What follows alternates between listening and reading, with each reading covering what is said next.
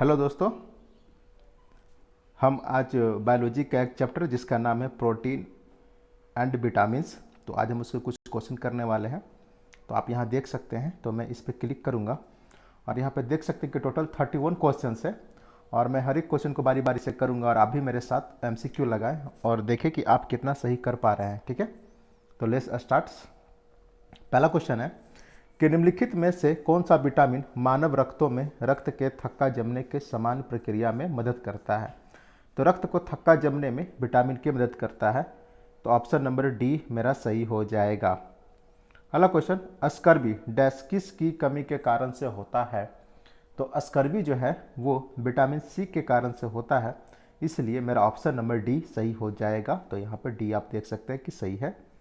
अगला question, berry berry किस वजह से उत्पन्न होता है। तो बेरी बेरी जो होता है विटामिन बी1 की कमी से होता है, जिसको हम साइंटिफिक नेम में थायमिन भी बोलते हैं।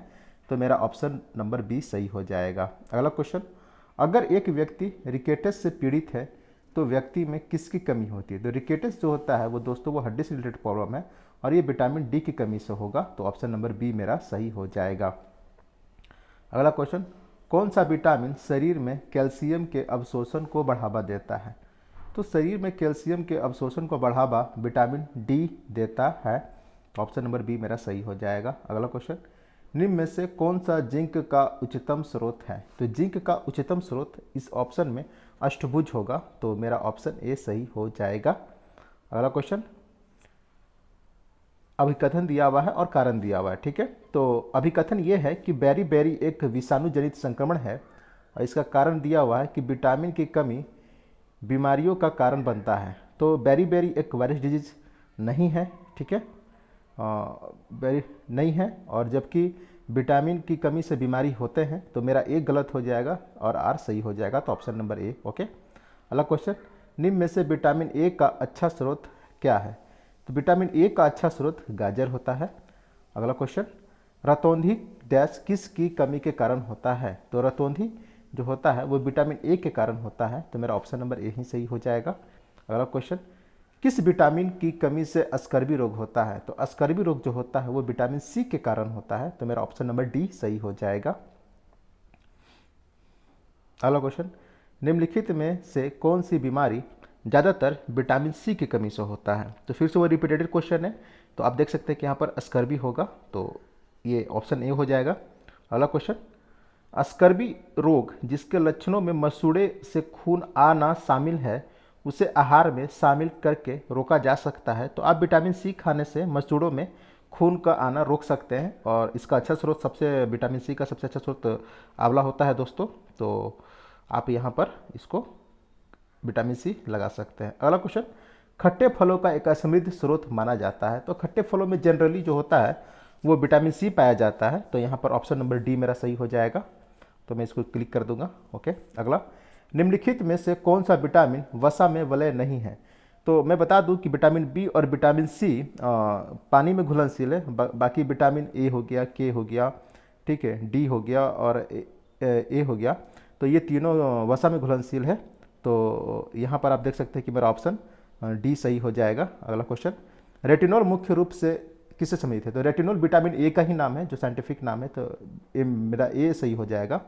अगला क्वेश्चन, विटामिन ए की कमी से कौन सा रोग होता है। तो विटामिन ए के कमी से रतौंधी होता है, नाइट ब्लाइंडनेस जिसको बोलते हैं।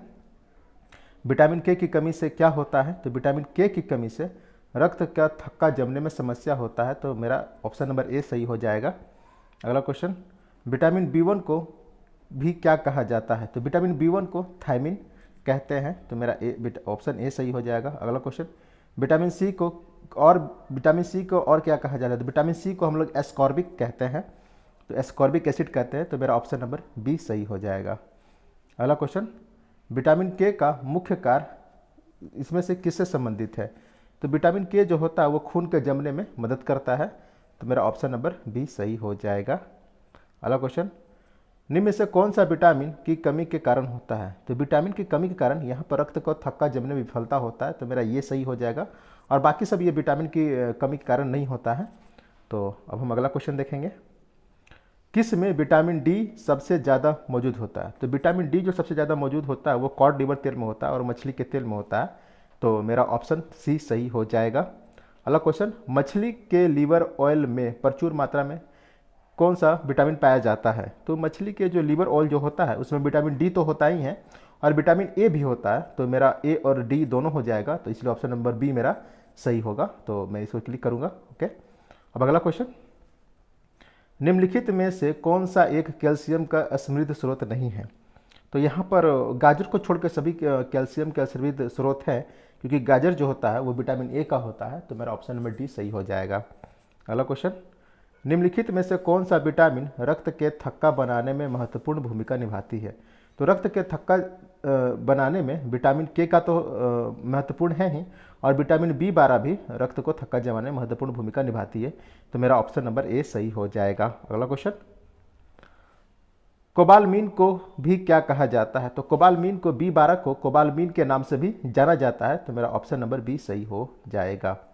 अगला क्वेश्चन, सामान्य जुकाम के इलाज के लिए किस विटामिन का उपयोग किया जाता है? तो जनरली आप अगर सर्दी जुकाम है आपको, तो आप विटामिन सी का सेवन कर सकते हैं। तो ऑप्शन नंबर सी मेरा सही हो जाएगा।